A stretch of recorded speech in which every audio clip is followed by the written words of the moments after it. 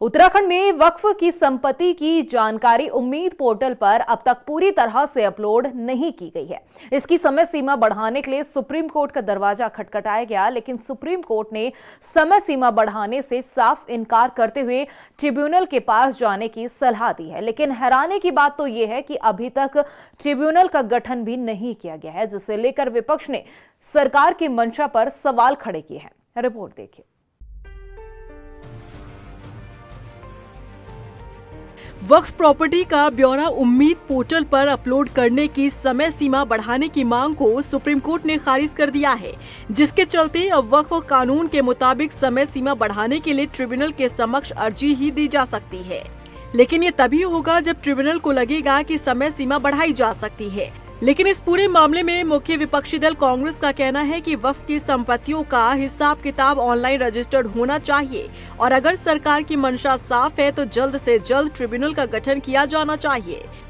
निश्चित तौर पे हिसाब किताब तो होना ही चाहिए। वक्फ के बारे में पूरे देश में इतना शोर है, उसके लिए एक विशेष कानून भी बनाया गया और अगर सरकारों की मंशा साफ है, चाहे केंद्र की हो चाहे राज्य की हो, तो उसमें ट्रिब्यूनल भी बनना चाहिए और ट्रिब्यूनल बनने के साथ साथ जो वक्फ की संपत्तियां हैं उनका बाकायदा रजिस्ट्रेशन और पंजीकरण भी होना ही चाहिए। वहीं समस्या को लेकर अब नेशनल मुस्लिम एडवोकेट्स हेल्प फाउंडेशन के पदाधिकारी ने जिलाधिकारी देहरादून को एक ज्ञापन सौंपा है और अपनी समस्या बताई है।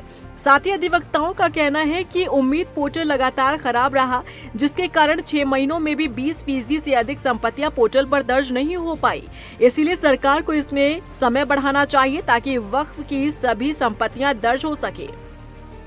वक्फ प्रॉपर्टी के संबंध में जो रजिस्ट्रेशन संपत्तियों का कराना था, जो डाउनलोड डॉक्यूमेंट उम्मीद पोर्टल पर किए जाने थे, वो नहीं हो पा रहे हैं क्योंकि पोर्टल काम नहीं कर रहा है। कोई भी डॉक्यूमेंट उसमें डाउनलोड नहीं हो पा रहा है।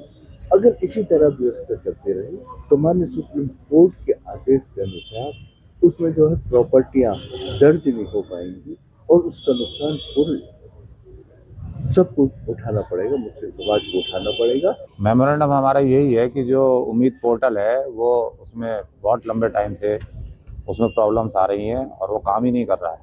जब वो काम ही नहीं करेगा तो हम जो है हमारी जो वक्फ बोर्ड की संपत्ति है वो पूरी तरह से उसके अंदर कैसे उसमें होगी दाखिल। उसके बाद फिर ये प्रॉब्लम आएगी कि जब उसमें सबमिट ही नहीं हो पाएगी तो फिर उसका जो है जिस प्रकार से चाहेगी सरकार या कोई भी जो है उसका किसी भी तरह से दुरुपयोग भी कर सकते हैं।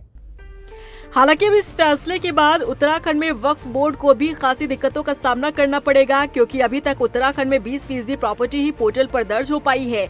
उत्तराखंड वक्फ बोर्ड के अध्यक्ष शादाब शम्स से जब सवाल पूछा गया तो उन्होंने कहा कि इस समस्या को देखते हुए मुख्यमंत्री को चिट्ठी लिखी गई है, जिसमें कहा गया है कि जल्द से जल्द ट्रिब्यूनल का गठन किया जाए ताकि उम्मीद पोर्टल की समस्या का भी समाधान किया जा सके। सब लोगों ने कोशिश की, हमने भी माननीय जो सचिव हैं अल्पसंख्यक भारत सरकार, उनको भी पत्र प्रेषित किया है कि इसमें समय बढ़ना चाहिए, ये आवश्यक है, क्योंकि उत्तराखंड में मात्र 15 से 20% प्रॉपर्टीज़ का ही रजिस्ट्रेशन हो पाया है। इस सिचुएशन में हम उम्मीद कर रहे थे, मेरी मौखिक रूप से भी माननीय केंद्रीय मंत्री अल्पसंख्यक किरेन रिजिजू जी से बात हुई थी और उन्होंने भी आश्वस्त किया था कि उम्मीद की जा रही थी कि समय मिल जाएगा, लेकिन शायद माननीय न्यायालय ने समय नहीं दिया है और उन्होंने कहा है कि इसको स्टेट्स में ही पूरा किया जाए और ट्रिब्यूनल को इसकी जिम्मेदारी दे दी है कि आप ट्रिब्यूनल में इसको लाइन अप कराएं। हमारी भी लापरवाही है कि हमारे लोग एक लंबा समय मिला और उसमें जैसे काम करना चाहिए था वैसे नहीं कर पाए और फिर कुछ कमियां वेबसाइट की भी रही कि वेबसाइट जिस एक्टिवनेस से काम करना चाहिए था वेबसाइट उस तरह से काम नहीं कर पाई। अब जब एक पोर्टल के ऊपर रजिस्ट्रेशन का कार्य होना था उसके लिए एक अलग से ट्रिब्यूनल बना हुआ है, तो ऐसे में अगर कोई समस्या है, कोई शिकायत है, तो आप ट्रिब्यूनल के समक्ष पेश होकर अपनी बात रखें। लेकिन कांग्रेस अब भी अपनी हरकतों से बाज नहीं आ रही है। उसी तरह की राजनीति को जनता के सामने पेश करके कहीं ना कहीं अपने आप को फिर वक्फ के नाम पर, मुस्लिम राजनीति के नाम पर कांग्रेस फिर बेनकाब कर रही है।